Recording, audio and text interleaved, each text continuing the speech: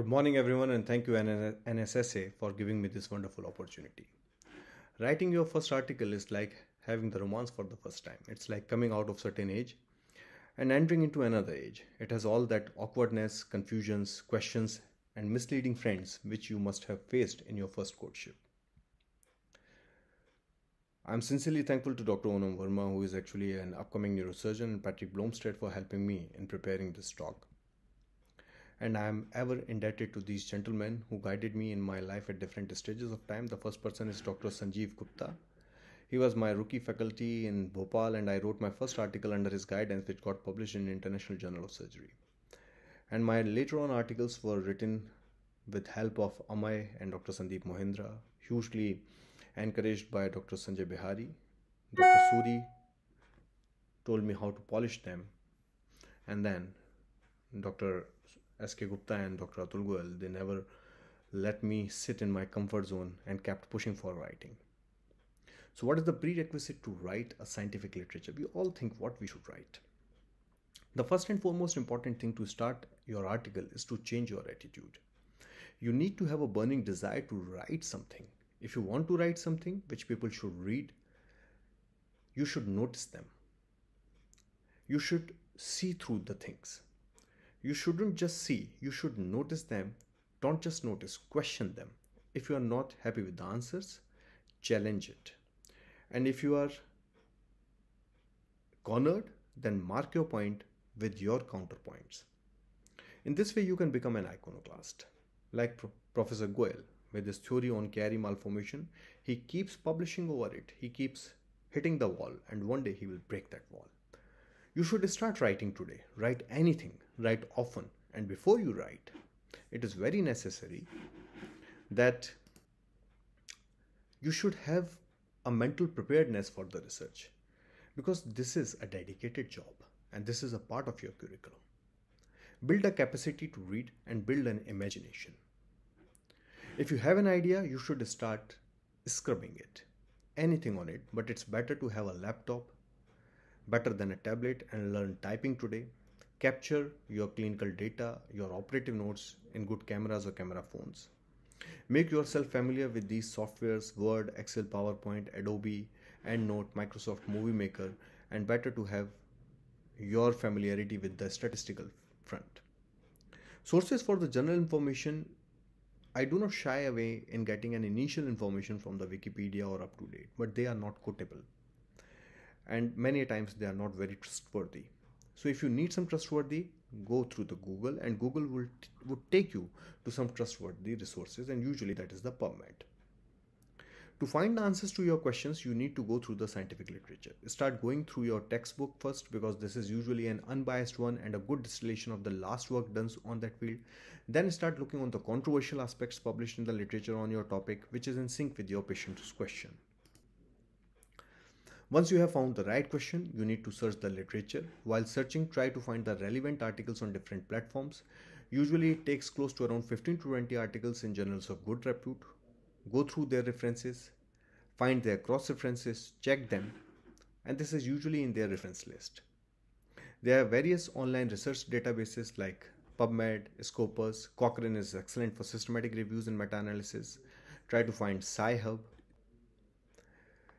The PubMed is actually the main source, and this is the temple where you find practically all the published good literature. Whenever you need to find any article, you should use the keywords, or you should go through the author over there, the year of their publication. Use the keywords. Like if you are doing for a deep brain stimulation, find the electrodes, battery, chargeable, rechargeable, movement disorder. You can find recent published articles, abstract from there, and in the end, you will find the cross references over there. There is an excellent PubMed tutorial which guides you how to go through it. Explore it initially. It's a time well spent, and you would definitely thank me for my recommendation. There are various other resources. If you're not able to find, your institution does not have a subscription to that journal, you should join ResearchGate. Follow those authors on social media platforms. Request them with the personal messages, and most of the times they are happy to share their article with you. I found it repeatedly.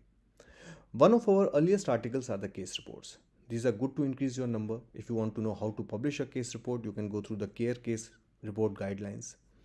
And these are excellent resources where you can find how to write an article. Many times people ask me that they do not have anything to write about, but they still want to write.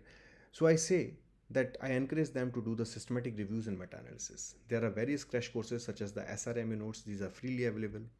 There is an step-by-step manner systematic review meta-analysis course, how to do it, in the North Carolina Institute website, and you can go through it. It's a very it's just a 2 hours job, and you will find some excellent crash course in doing it.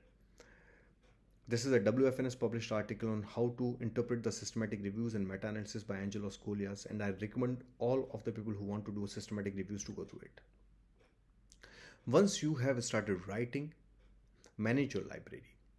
You should put a manuscript folder, designated folder of the reference article over there, create a definite roadmap, like I put the author's name and then the year and a short title of that particular topic, and maintain this throughout your career. If you're not well organized, this is definitely a waste of time and resources. In the later part, I can tell you how to use the EndNote, Zotero, or these are the citation managers, so you can keep a repository of your articles, reference articles, and go through it. EndNote, you can go through the EndNote tutorial. Limit the number of your library folders in the EndNote. Do not make it a micromanagement basis, that becomes confusing. Zotero is free of cost available. You can download it for your various platforms. I personally like EndNote, but this is from a subscription basis, and with its LinkedIn feature with the Microsoft Word, it's a valuable resource. This can manage your library, this can manage your PDF, and this is very good when your one article gets rejected from one journal. It immediately changes the citation styles. So the basic requirements to write an article is, first, you should have a knowledge on the topic, and while you are reading, you become an expert over it. Always use simple language, straightforward language, stick to the text, follow your set pattern, be structured in your writing, avoid using multiple synonyms for the same thing. Maintain a uniformity over there. Do not use the terms which may lead to the misunderstanding. Use commonly used abbreviations. Try to put the things in active tense, not in passive. No long, boring sentences. And as there is a word limitation, try to use tables and figures. Most of them require a Times New Roman font 12 with a single spacing. Pages should be left spaced or equally spaced. Headings should be in the capital bold, subheadings in bolds, and sub-subheadings in italics. You can put references on your own, but it's better to put with the EndNote or Zotero. And tables and figures should be towards the end of the article. The first page file, which includes your authorship, the title, and the keyword, should be written first. Then always write the material and method. Reviewers look at this with the skepticism, and this is going to decide your article is going to be published or not. Results should be concise, be true in it. Do not boast your results, but tell your results. Followed by the discussion and then the conclusion. Then you should write the introduction, which sets the tone of your article once it's published, and the final, you should publish the abstract over here. So now start writing. Open a Word file, name the file. Of the papers that you have read, find at least 5 articles which match your article, take their printouts, put in front of you, and now start writing over here. Material methods are actually the backbone. In the initial part, you can actually imitate the style of the 5 best articles which have been published over there. Check how they have formatted the sentences, their words, their expression, their sentencing style. If you are finding something which you are writing and they are not writing, ask yourself why. If you are finding that they have written but you are not writing, then ask why. And accordingly, you can modify your article and cover the deficiencies in your article. In the initial part, if you are not able to go through it, first you should find some text from one article, another text from another article, and try to imitate their style. As far as the word count is concerned, never be shorter than the shortest article, shortest written so far, and never be longer than the longest material method written so far. Results is the substance of your article. In the results section, be concise. Just show the results. Do not mix up materials and results. Do not discuss your results in results. For that, there is a separate section of the discussion.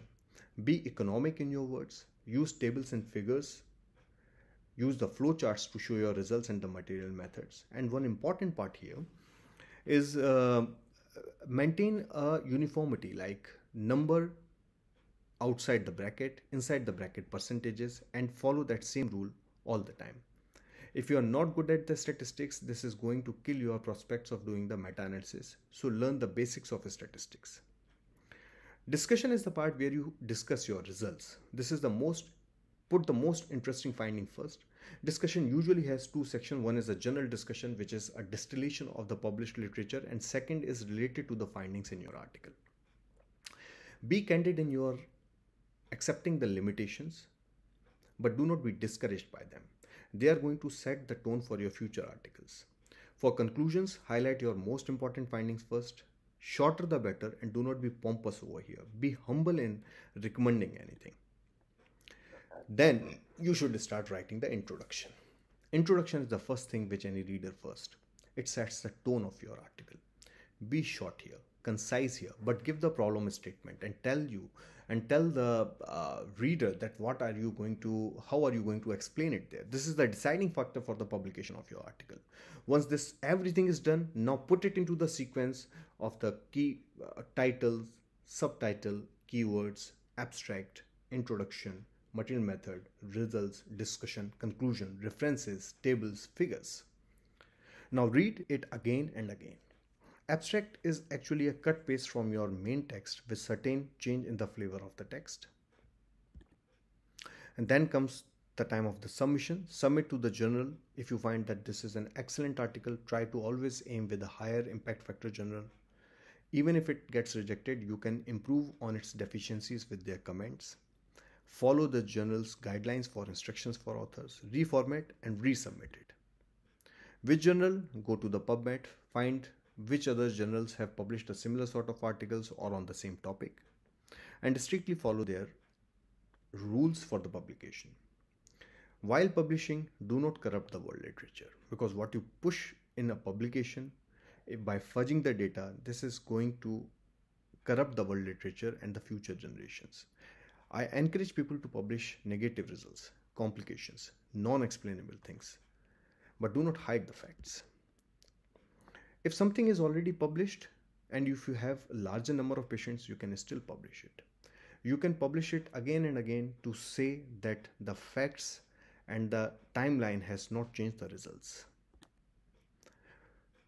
After a certain age, the main incentive, like after writing close to around 380 articles publishing, the incentive for me in writing is that it gives me an opportunity to learn new things and to be updated with the published literature. This is the incentive for me to write now.